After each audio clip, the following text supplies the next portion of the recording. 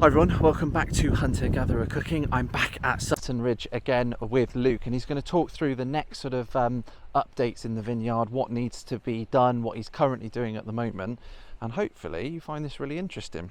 So here we are back in Sutton Ridge Vineyard for the second instalment in our view of what happens in a vineyard over the growing year. So got two jobs on at the moment. We have bud rubbing, which is removing any unwanted growth off the trunk. This is a nice clean vine here. So there's no bud rubbing on this one, but we do have to do some work on the canopy here just to try and get it into balance and reduce some of this unwanted growth here. Although it's good to have lots of strong canes, we do have too many here at the head.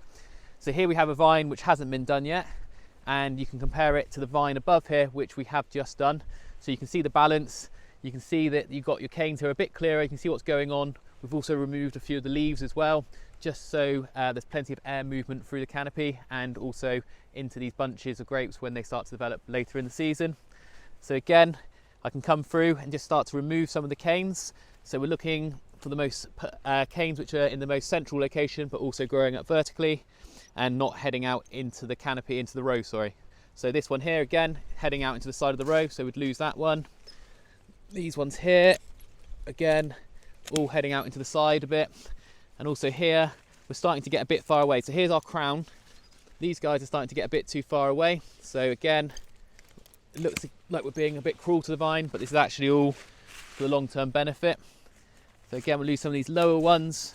They'll all come off. This one here is getting a bit high, so we'll just take that one off. So we're looking now to see what options we've got. We might just move that one on the far side. And I think I'll leave that there. That'll give us plenty of options going forward, but also has opened the canopy up and we've selected the canes that we want. Okay, so we're back in our new Pinot Noir block. We went for a Burgundy clone, 777. So hopefully these vines will produce good Pinot Noir fruit for a still red wine in 3 to 4 years' time. So these were the vines that were planted last growing season. So we've established a good strong trunk, and we've also tied down a fruiting arm just to give the vine, get used to the idea of having 3 or 4 canes, which we won't allow fruit to on it this year, but it just gets the vine into the way of thinking of how we want to shape it and train it for its future life. So we've got a few little jobs we can do at the moment.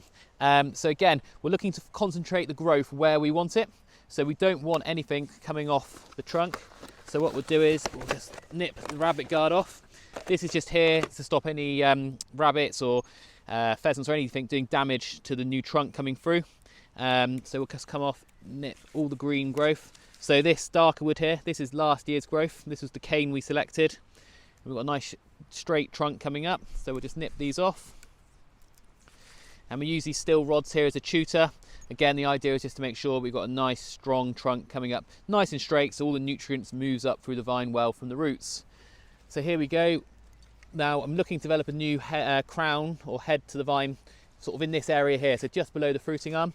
So we've got 3 really nice strong canes there, so we'll leave them in place, and then we'll just look along the cane, or the fruiting arm, sorry, and just have a look to see what growth we've got. And yeah, that looks all pretty good. So hopefully what we'll do is when these canes, in a couple of weeks' time, when they're a bit taller, we can come in and we can tuck them in between this first fruiting wire here, and that'll just help the vine grow up nice and vertically, and again create a nice leaf wall going forward.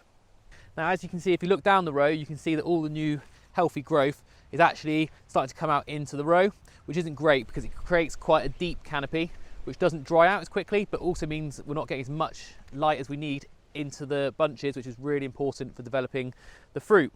So the next job will be what we call tucking in, which is when we use these fruiting wires here to capture all this growth and to help grow it up vertically.